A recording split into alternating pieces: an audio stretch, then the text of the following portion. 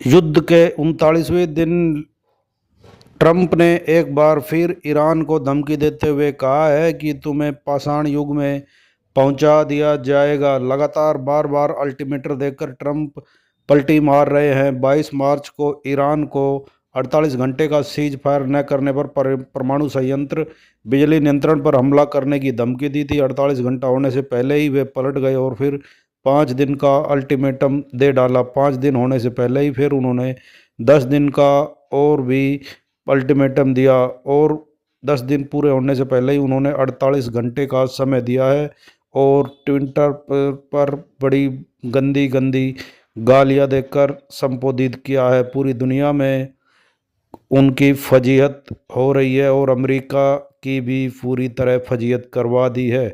America सेना में ही बगावत शुरू हो गई है। कई अमेरिका के बड़े बड़े सैन्य अधिकारियों को अपने पद से हटा दिया गया है। अमेरिका में ही ट्रंप का भारी विरोध शुरू हो गया है।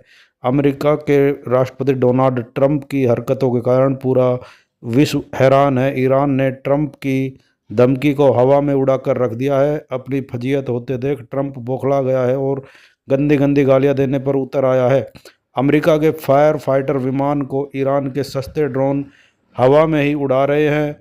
जिन फायर फाइटर विमानों का डर दिखाकर अमेरिका पूरी दुनिया पर सुपर पावर का रौब झाड़ता था, अब उन जहाज़ों को ईरान ने आधुनिक ड्रोन से मलबे में तब्दील करके उसके सुपर पावर के गुब्बारे में भी छेद कर दिया है। कई देशों को अमेरिका अपने हथियारों की आधुनिक तकनीकी से लैस और अजय बताकर ढिंढोरा पीट रहा था, उसकी भी पोल खुल गई है। ईरान के कई बड़े सैन्य अधिकारी, सुप्रीम लीडर अयातुल्ला खामनेई के मारे जाने पर भी ईरान मजबूती से मुकाबला कर रहा है। ईरानी अधिकारियों ने कहा है कि वे अपने स्वाभिमान और संप्रभुता के लिए लड़ रहे हैं। 3 देशों के युद्ध की आग अब घरों तक पहुंच गई है। गैस से लेकर तेल तक महंगे हो रहे हैं। एक आदमी की सनक ने पूरी दुनिया को परेशानी में डाल दिया है।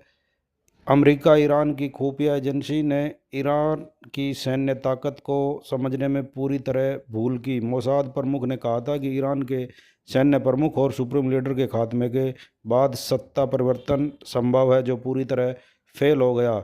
ईरान के आधुनिक और तकनीकी हथियारों ड्रोन ने पूरी दुनिया को हैरान करके रख दिया है। नॉर्थ कोरिया ने 15,000 किलोमीटर की मार करने वाली 400 मिसाइलें रूस चीन के रास्ते ईरान को भेजी हैं। आईआरजीसी के खुफिया विभाग के अधिकारियों ने उनके प्रमुख की मौत की पुष्टि भी की है।